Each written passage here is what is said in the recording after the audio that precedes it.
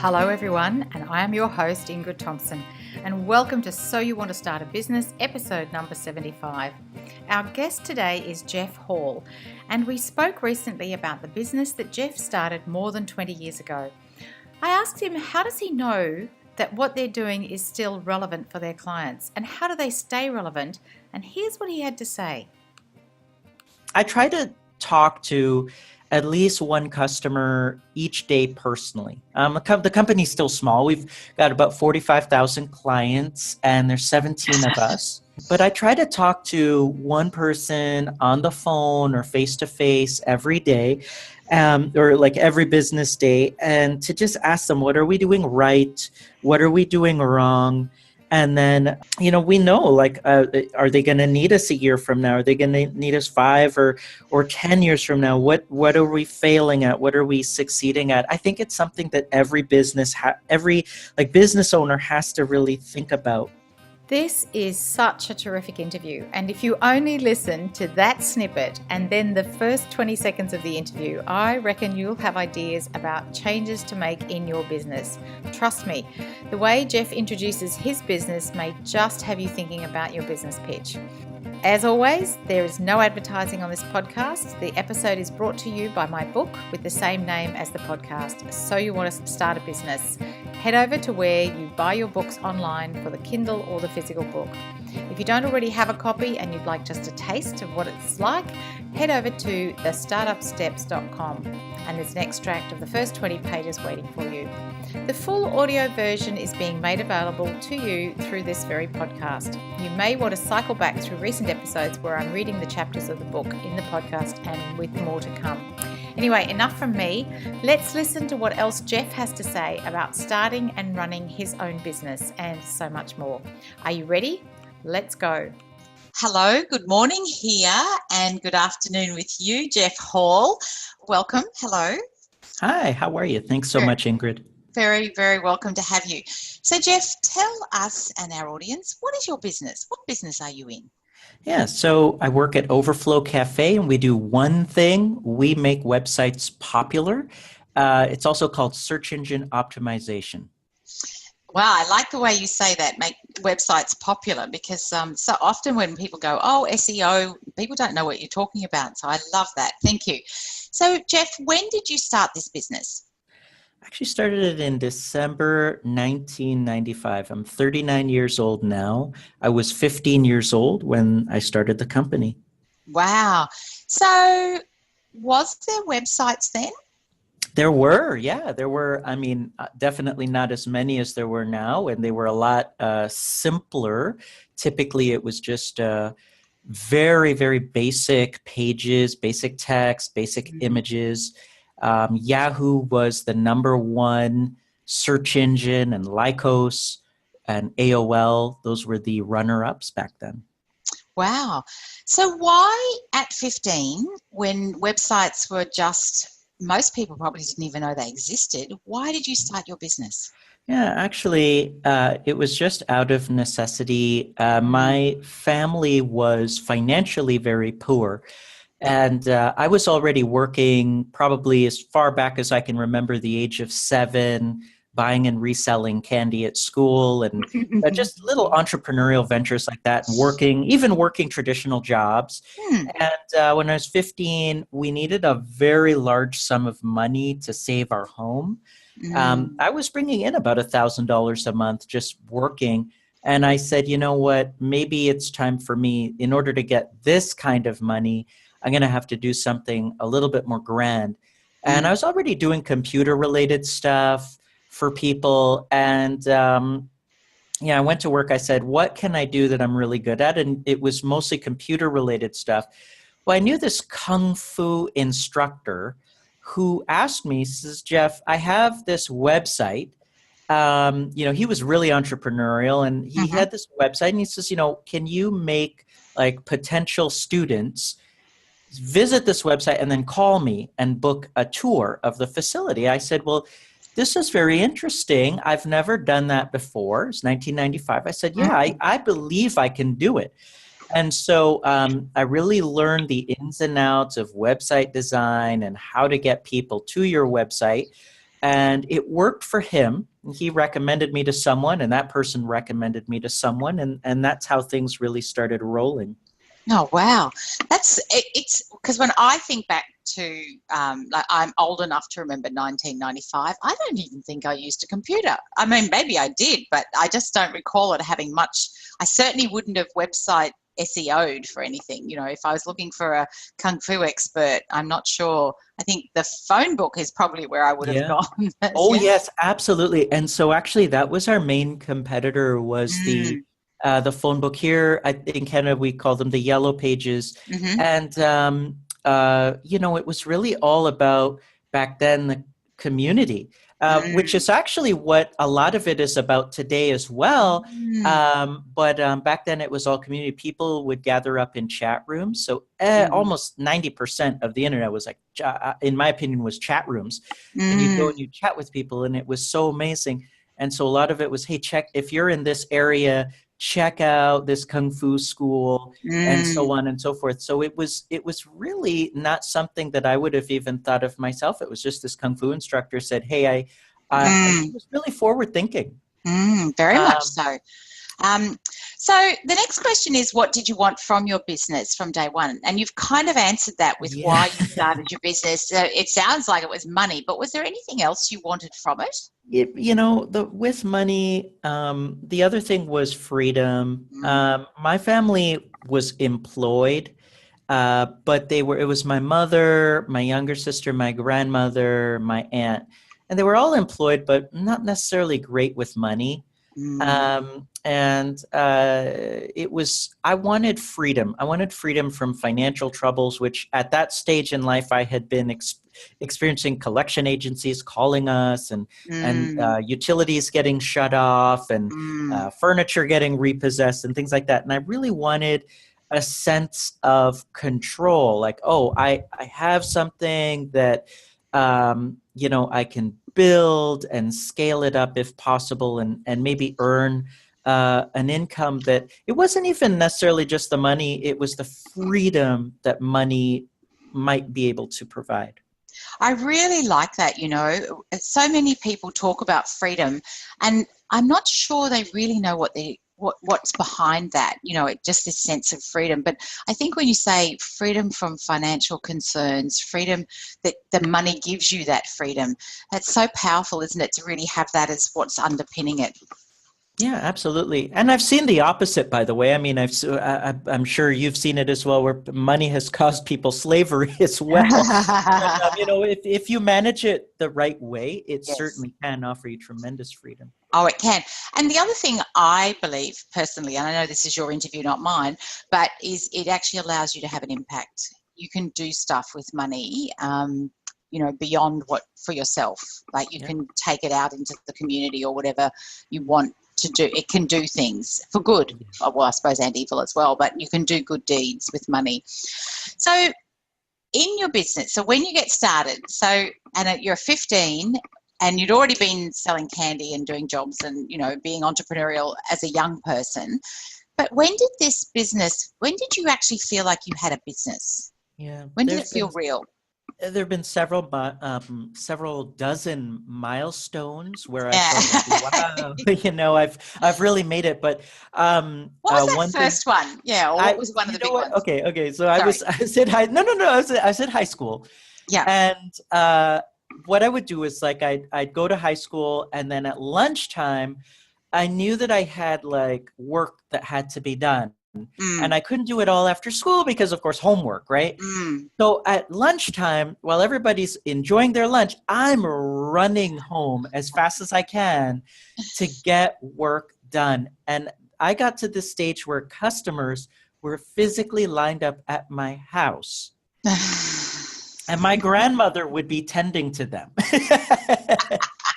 And it was hilarious. It was absolutely hilarious because these were business people. Some of Yeah. them were wearing suits. And here I Wow. am, this teenager, with pimples all over my face, and glasses, and really I was a nerd, and all this stuff. And there were just these random strangers who read about me in, like, I had placed little free classified ads in the Mm. papers and stuff like that. And I was getting recommendations. And so just to come home and to see this lineup of people, and the neighbors were saying, Jeff, what's going on? You know what I mean? And I That was would have like, been wow. that would have been such fun. Really, yeah. Okay, so now you're a real business. Yeah. Dear. So you knew that people wanted what you wanted because, sorry, the customers knew that they wanted what you were offering because they came and they asked you, and Mr. Kung Fu Guy recommended somebody else. But how did it sort of become a business? How did you then take it beyond that? How do you now know that people are looking for that? What is that you do that you know people are looking for? Yeah, that's a conversation that, Yeah. is very, it's almost theoretical, because now, back then I didn't have much to lose, and I was a naive young teenager. Now I'm older, and I have, all kinds of paranoia. What happens if a competitor overtakes us, or what happens if the whole industry collapses, and all different kinds of things like that. Not everything lasts forever. No. So I do think about these things, and I don't really know if I have a great answer for you, but I try to talk to at least one customer each day personally. The company's still small. We've got about 45,000 clients, and there's 17 of us. But I try to talk to one person on the phone or face to face every day, or like every business day, and to just ask them, what are we doing right? What are we doing wrong? And then, we know, like, are they going to need us a year from now? Are they going to need us 5 or 10 years from now? What are we failing at? What are we succeeding at? I think it's something that every every like business owner has to really think about. That's such a terrific answer. And I know that the people listening, are either in business themselves and looking for ways to make it better, or they're thinking about it. And that personal contact, we see so much about automating and, making things through funnels and, automating emails, that personal one-to-one contact over time is what really builds, isn't it? And so you keep in touch with Oh, what your yeah. customers are looking for. Yeah, and we made that mistake, actually. We made the mistake years ago of just over automating everything. Mm. And that was actually our number one customer complaint. They were like, this is too robotic, even though, like, they were enjoying the software, the service itself. They were like, anytime I want to reach someone, it just seems so fake. And so we said, okay, let's totally revamp that. So we added in, like, live chat. We got rid of, like, outside third-party live chat, and it's just our actual team now. We're Wow. more reachable by phone. We switched from email to support tickets, and everything is done on a much more personal level, in order to, it's this fine balance, because you want to serve a Yes. lot of people. You want to remain Yes. profitable, but you want to make them really happy as well. So Yeah. it's an ongoing thing. Well, and I think too, it's interesting you say that, because there was a time when we all looked for that automation, but maybe now, because everything is automated, the person that stands out is the one that actually is the personal. And so things just cycle round, don't they, in that Oh, yeah. way? Yep, absolutely. Okay. Absolutely. So you funded your business by just doing it. But and we don't have to actually talk about how much and what you Okay. spent, but how did you get to, did you just say 45,000 customers? How do you go Yeah. from your one Kung Fu Guy? What are those expansions?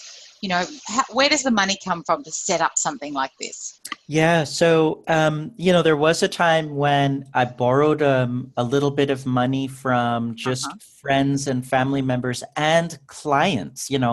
I said, "Oh, we need $500." I was 15 years old. We need, I think it's $400 or $500 in order to purchase a computer that will, so that we can do this kind of work, and then we paid it back. And there was a time when I borrowed $1,000, and then I got older. There's time.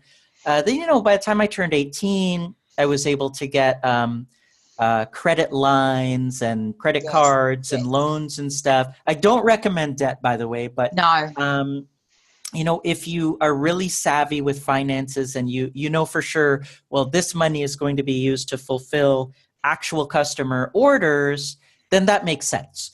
Versus, Yes. well, I'm gonna, back in the dot-com bubble days, they were spending $1,000 on a fancy office chair. So Yes. don't do that. So, we made sure that we're profitable and we have access to capital from our bank and a good accountant who keeps track of profit and loss and just the basic, we're an internet company, but you also need a good banking relationship. We also need a good relationship with an accountant and a good relationship with a lawyer, just to make sure that everything is sustainable, because we've Yes. seen other companies come and go, not because they weren't making revenue. They were making 10, 20, 30 million in annual revenue, and they were losing money to the point of bankruptcy. Yeah.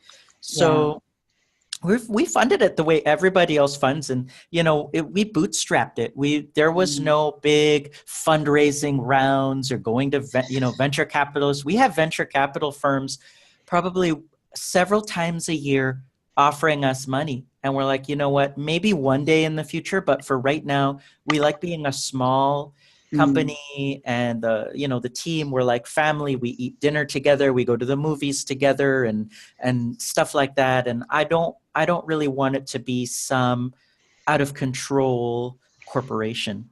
And you do what you do really well, and that works well for you. So congratulations, I have to Thank say. you. Thank you. So now, given that you don't want to build up to that, how do you find new customers? So obviously customers, as you said, come and go, they leave for some reason, they move on to someone else, but how do you find new customers? How do you know who they are and where they are? Yeah. So what we do, every customer eventually, we reach out to them with a survey link. And it usually goes to like a Survey Monkey type website link. And we ask them questions about who they are and their background and so on and so forth. And then we aggregate that data and we try to reach out to people who are similar to, specifically to the people who we're successful with. Because, we're not able to do great work for everybody that comes to us. We do have a failure rate, just like every company out there. So we try to focus on who our successful clients are, and then we scale up on that. And we look for them in traditional channels. We say, hey, can you recommend us to anybody? We'll pay you a commission if you recommend us to someone. We do, of course, we rank well in search engines for different phrases. So we get natural search engine traffic.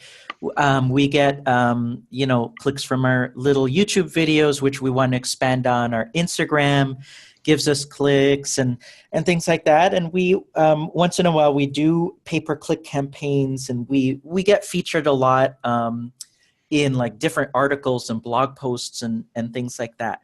So all of those things lead to clicks to our website. And then from the clicks to our website, there's the next biggest balance between art and science, which is trying to convert those visitors into actual, actual paying customers. We do give out free trials frequently. If anybody asks us, we always give out free trials. And, if people come to us and they say, look, we can't even afford to pay for this now or in the future, we'll give out, long free trials to, put our money where our mouth is. If we think we can help you, we'll try to help you. And so, we try everything. We try everything. And if something doesn't work, we say, okay, we're not doing this anymore. If something works, we say, okay, how can we scale up on this? Yeah. And you're measuring the results of things along the way. Yeah. Oh, yeah. And we've done lots of things that don't work. Lots. I've taken out, many years ago, $100,000 ad campaigns that did nothing. Wow. And then we've done. Can you say that again? Because people not that exact part, but things don't work, do they? There are times when things just don't work.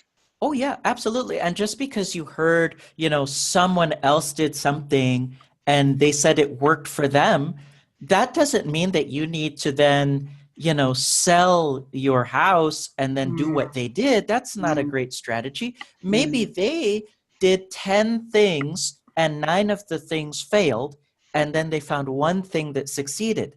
Yes. You might have to go through that same process where you try 10 things, but you have to really mitigate your risk. You have to say, okay, I'm willing to risk $100 on this campaign. I'm willing to risk $1,000 in this campaign. Even the biggest companies in the world, they started off small, and they had to say, okay, we can't afford to lose this money, so let's start with a very small amount and then scale up, scale up, scale up. Let's dominate my city. Dominate my city. We tell clients all the time. People come to us, they say, Jeff, we want to be number one on planet Earth. Help us sell. We bought, we have 1 million hula hoops. Help us sell them all over the world. And we say, oh my goodness, probably not. Let's start with dominating your hometown. And that's so funny because it is true. It's people come to me for help and they say, and so who's your ideal customer? Everyone. If everyone lined up at your front door right now, could you actually help them? Yeah, you wouldn't be able to. It's just impossible. And people get, a lot of people get upset when you give them that reality check that your customer is not everyone. That's actually good news. It doesn't have to be everyone. You don't have to stress yourself out by trying to please the whole world. You just have to find out who's your ideal customer. Where are they? Okay, maybe, yes, you have some customers halfway around the world, and that's fine. But start with where you are physically located and dominate the area that you live in.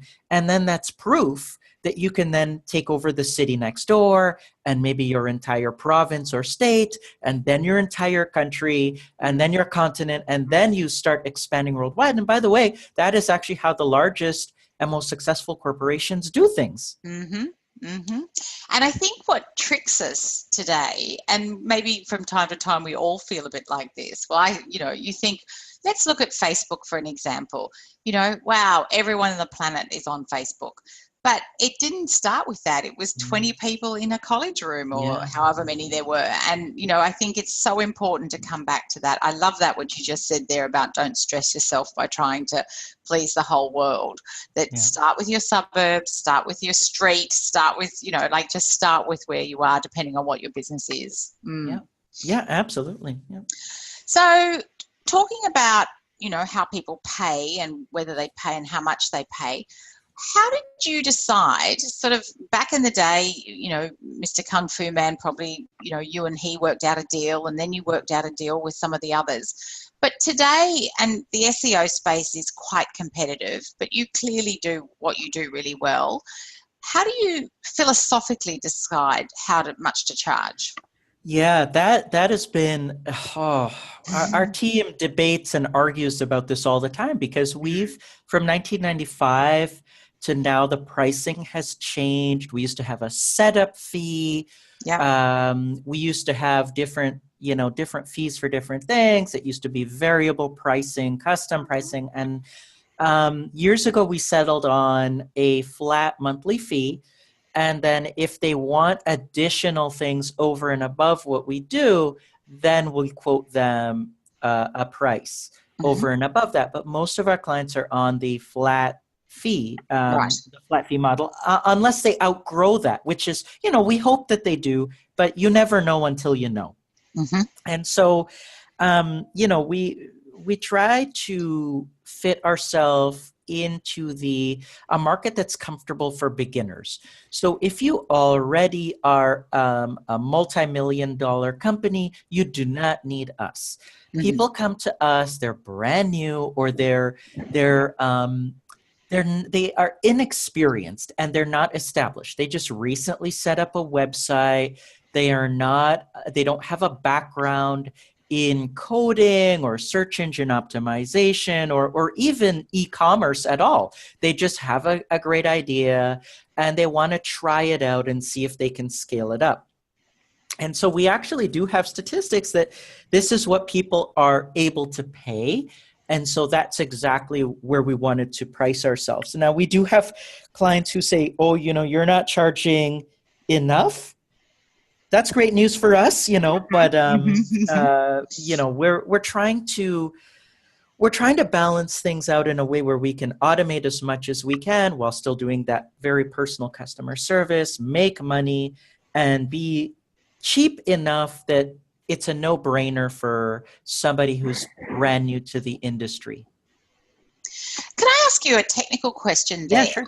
please? So someone who has an idea and who has a website, has set up a website, is this someone who built the website themselves, or have they had somebody build the website for them? Yeah, most of our clients probably, and when I say most, I mean more than 50%, probably more than 60%, they built their website themselves. So you can go back and retrofit SEO to that website. Yeah, absolutely. Okay. It's the biggest challenge is if the business owner is just uncooperative. And we have that small, everybody has that small percentage of clients who are just uncooperative and they just will not listen. They won't do anything. They won't Mm, let us do anything. mm, But for the most part, our clients are fantastic and cooperative, and we are able to work with almost any platform. But mm. let me put it this way, Ingrid, the platform is usually not the problem. It's usually the person. It's usually the person. Okay, because I'm just curious, because I really, it's an area that I am not, like I don't have a grasp of it, and I always had this idea that once you had your website, that it was much harder to retrofit SEO, better to have the conversation about SEO as you're building and getting started. Yeah, I mean, we've really kept that in mind. The way that we've built our service and the workflow for our service Mm, bears in mind that the person has already built something, and we will have to now go back in and figure out how to fix mistakes and so on. And so we've really right. itemized it and automated much of that. So Great. yeah, that it's not a big problem for us. Probably one out of every 100 people, we will actually say, "Oh no, the way you've built this is so impossible that we can't do anything unless you have to redo the whole site." It's very Okay. rare, but it happens. That's fantastic. Okay, so I've learned something of it, and hopefully our listeners have learned, because I think it is a big, mysterious world, this SEO world, isn't it? It is. You have to think about it this way. The main thing, a website is something easy to fix. If we were talking about a physical building, Yes. that's a lot more Mm, complex. But mm. a website, for the most part, that's something that overall, if you know what you're doing, or you can get somebody who knows what they're doing, they can very quickly go in and make the modifications necessary. Fantastic. Thanks, Jeff. And if anybody needs help with that, particularly if they're in that early stage, it's Overflow Cafe. What's the best way to contact you? Yeah, overflowcafe.com. Mhm. We have all the social media links Mm. in the footer of the website. And then if you're a member, it is ridiculously easy to live chat with any of our team members, to email us, or to call us directly. Fantastic. Well, if anybody's listening and they need some help with that, Jeff's your man and his team. So, Jeff, back to our business questions. So it didn't sound like from something you said earlier, but do you have an exit strategy? Have you thought about where this goes? You don't have to tell us what the Yeah, answer is, but have you yeah. thought about it? I have. I Oh, good. have. It's something that recently I've started Mm, to really think about. Over the years, I have took in 15 foster children, and I adopted one, and she's going to be off to college in less than 2 years. mm-hmm. And now I'm thinking, well, I've been doing this for a million years. I've had all my foster children involved in one way or another to learn computers and software and coding and SEO and so on. And now I'm thinking about what my retirement might look like, or selling the business, merging it with another business, and so on. So I don't have a bottom line answer, but I am thinking about it. It's on the radar for It now. is, Yeah. yeah. Yeah. Okay, so let's have some reflective questions. So I guess it's so long ago now, but maybe I can ask you this question a little bit different, because I usually say to somebody, what is something you wish you'd done differently at the beginning? Because often the person I'm speaking to has been in business a few years, or maybe Mhm. up to about 10. But if you look back, is there something you wish you'd done differently? There's so many things, so many things. I mean, we've been around for a long time, Yes. So you've and had lots of opportunities. yeah, I can tell you things that are just very shallow things, like, oh, I wish I didn't buy that certain phone system for the office, Yeah. because we wasted thousands of dollars, to, oh, I wish we didn't waste money, fortunes on certain advertising campaigns. Mm.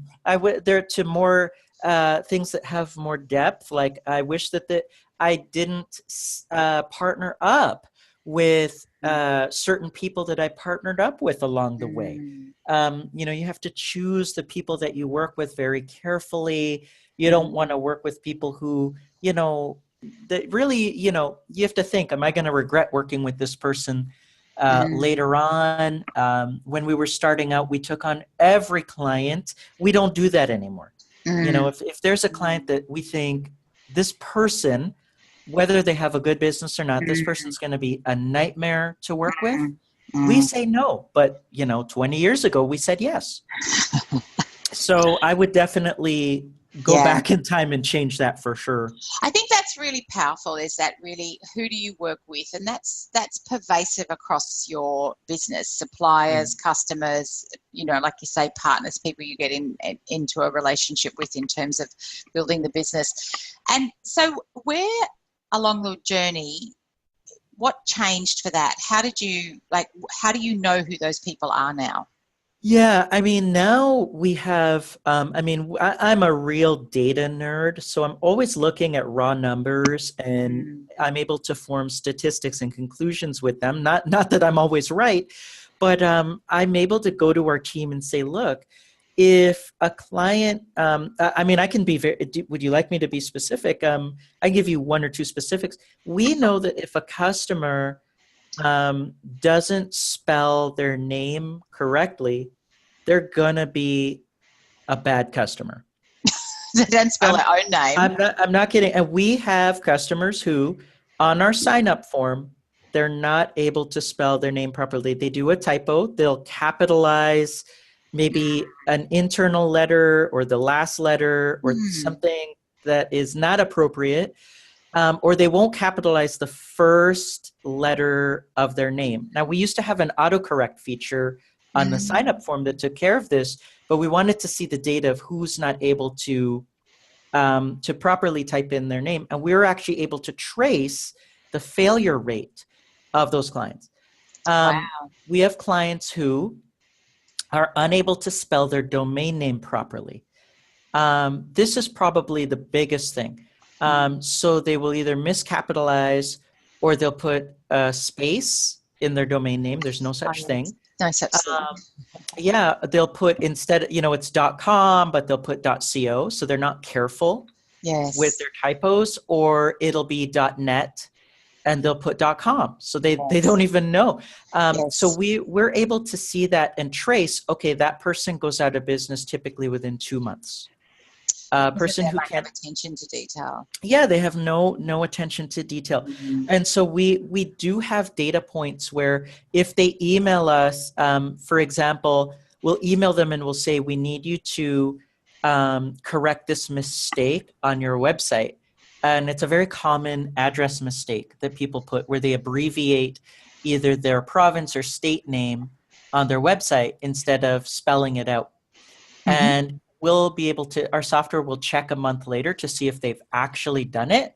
And if they have done it, we know that that buys them at least 2 more years of lifespan. But if they don't do it, they typically go out of business within 6 months. And Wow. so, yeah, so we have data that shows, like, their ability to give us the right. Oh, another huge thing. So when you sign up with us, we ask a question, and the question is, what are we helping you sell? And there are people who don't know how to respond to that. So some people are very specific, golf clubs, or fishing charters, or website design, or social media management. Other people, they have no idea what to put, so they'll put high rankings in Google, but they sell cell phone cases. And we Ah. wonder, why didn't you put cell phone cases, since that's what you sell? Why didn't you put cell phone cases in that box? Why did you put this random thing that, and we're able to say, okay, they'll last for 30 days or less, and then their website will go under typically within 6 months. You'll notice that the entire site is down, and it's just the under construction page, and then they don't even renew the domain a year later. So we have the data points to really look at that. Wow, that's fantastic. Yeah. There's people who would be interested in your data. Data is Yeah. actually incredibly powerful. We might come back to that.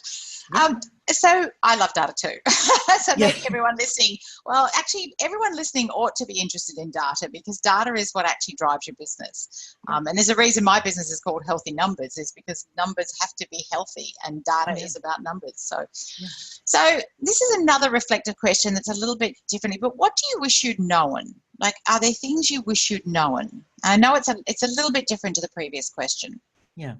It's a broad topic, and there's so many things that I wish I knew. And I'm one of those people that I'm very reflective. I like to take trips down memory lane and say, wow, imagine if I could go back to, 1997 and do this differently. If I could have, gone back to 2002 and done this differently. So I don't know. I don't know.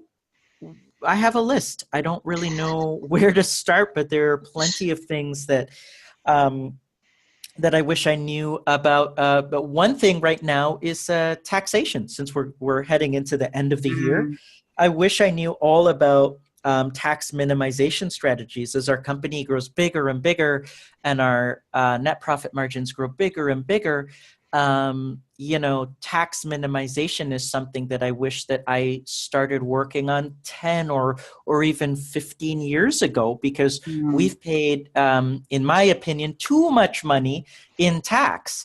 And I wish that I would have spent like a year just really learning how we could have moved money around and minimized and kept more of the money that we earned.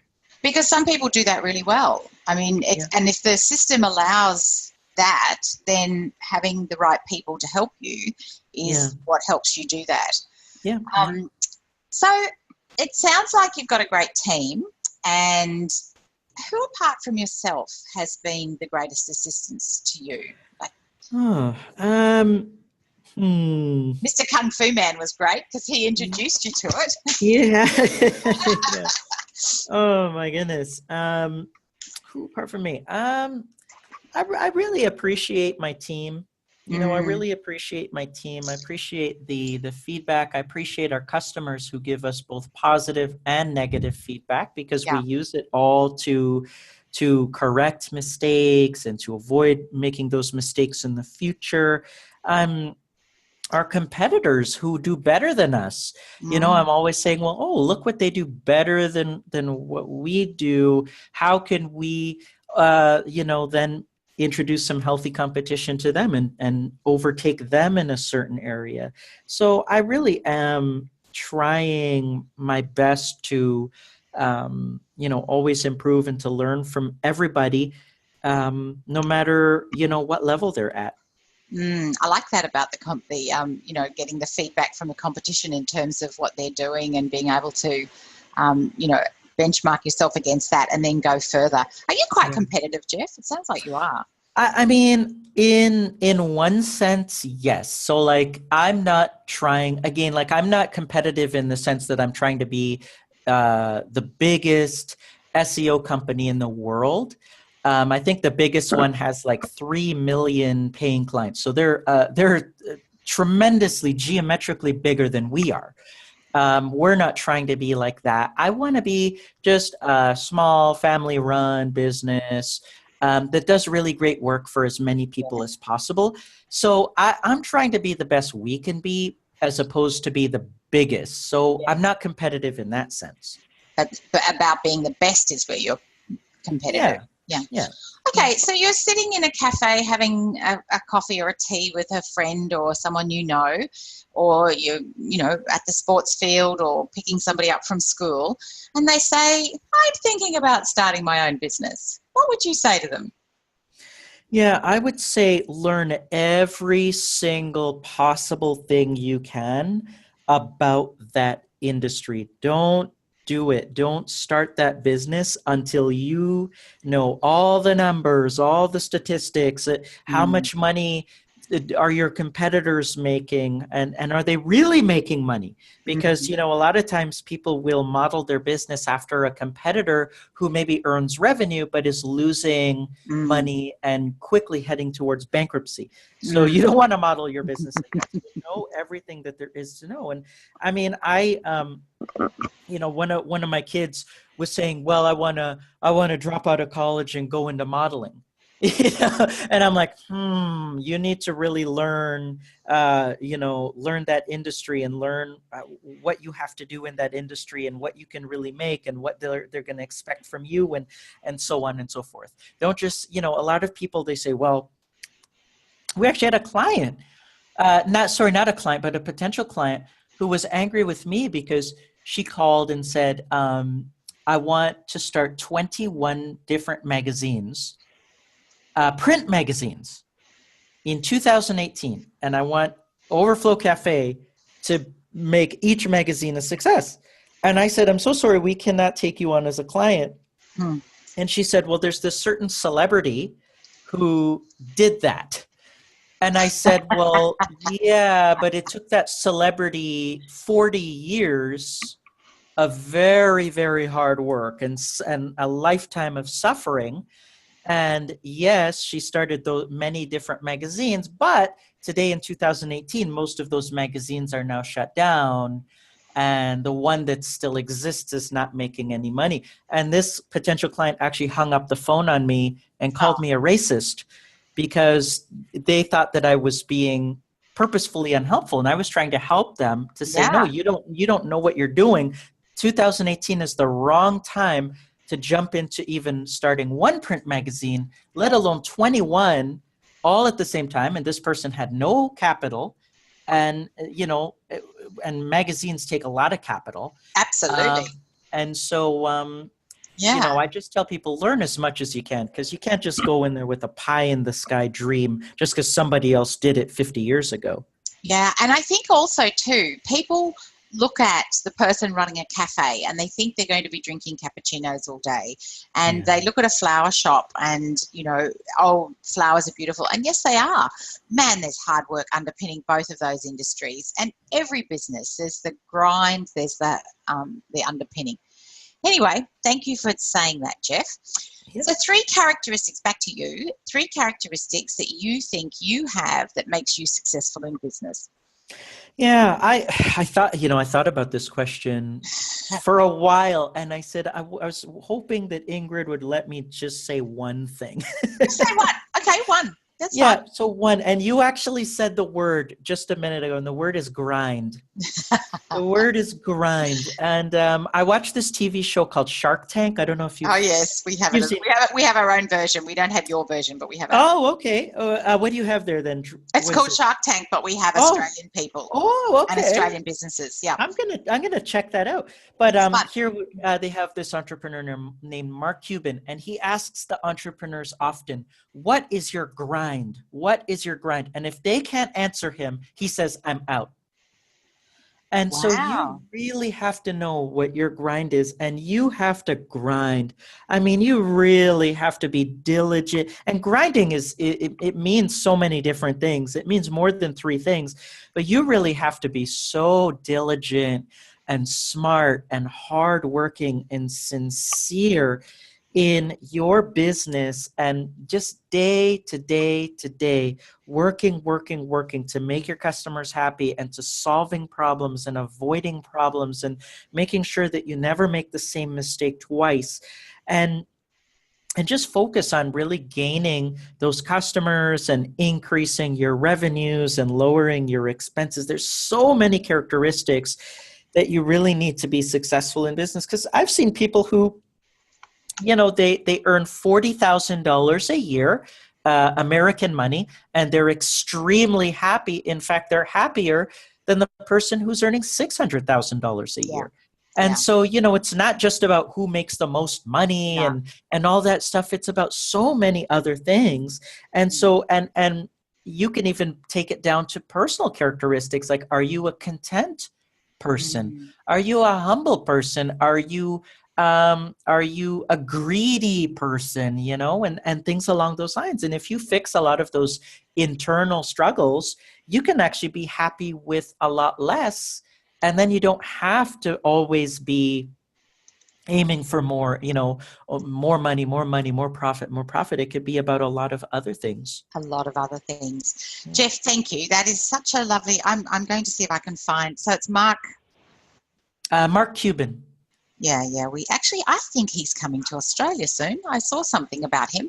Okay. Yes. So he is known here as well. I think he's running some workshops in Australia. So are those the characteristics? Because the next question is about what's essential for a startup. And it sounds like those are the characteristics that someone thinking about starting a business could be working on for themselves. Yeah, absolutely. Yeah. Jeff, thank you so much for your time. I think you and I could continue talking for quite some time, but I guess we better let our listeners get on to whatever it is they do next. But before you go, firstly, I'd like to just say thank you so much for your generosity.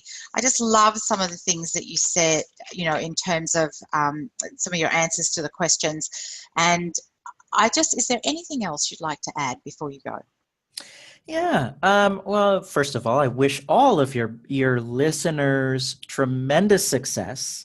And thank you so much for having me on the show. You can reach me at overflowcafe.com. And I would like to say this: get an expert to help you in any area that you need help with. Don't try to be an expert at web design, because web designers spend years mastering their trade. Don't try to be an expert in search engine optimization. We've spent years mastering our trade. Don't try to be an expert in accounting, because your accountant spends years mastering their trade. And if you surround yourself with experts, most likely you will reach your goals a lot faster, and you'll succeed in business. Yeah, that's fantastic. Terrific advice. Yes, surround yourself with the experts. Thank you so much, Jeff. Thanks for listening. Well, who would have thought that SEO had its beginnings back in the 1990s? I've listened back over to this interview a couple of times, and each time I hear new things that Jeff says. What are your favourite takeaways from this interview? Apart from the simplicity of his pitch right back at the beginning, we make websites popular. And in fact, he says we do one thing, we make websites popular, as a super simple explanation for SEO. I truly love some of the key characteristics he talked about and what he had to say about what is your grind, and his reference to Mark Cuban, who, by the way, is coming to Sydney very soon. So if you're listening, look out for that. Diligent, smart, sincere, hardworking. And I also really like what he had to say about solving problems, and indeed about avoiding problems. Who doesn't agree with get an expert to help you, because these people have spent years becoming great at what they do. Anyway, you may want to go back and listen to some parts of it again, or jump over to the website where the transcript is, www.healthynumbers.com.au, and you can search for Jeff Hall and it will come up from the podcast. For everyone listening, whether this is your first episode or you've been with us for some time, I truly believe that whatever you're dreaming about can become real. These podcasts are designed to inspire, educate, and inform about what it takes to create, start, and grow your own business. We truly believe that the podcast interviews provide terrific value. And if you agree, please go leave your comments over on iTunes. We all know that this helps with spreading the show to more people. Right now, what questions do you have? How can I help you? Email me any question, ingrid@healthynumbers.com.au, and I will reply directly. I answer all my own email questions because it's important for you to have what you need to get yourself started in business. Or in fact, if you're already started, to help you take your business a little bit further along the track. As we always say, ideas without action, well, they're just that, aren't they? Ideas. What action are you inspired to take today? Till the next time, thanks so much for listening.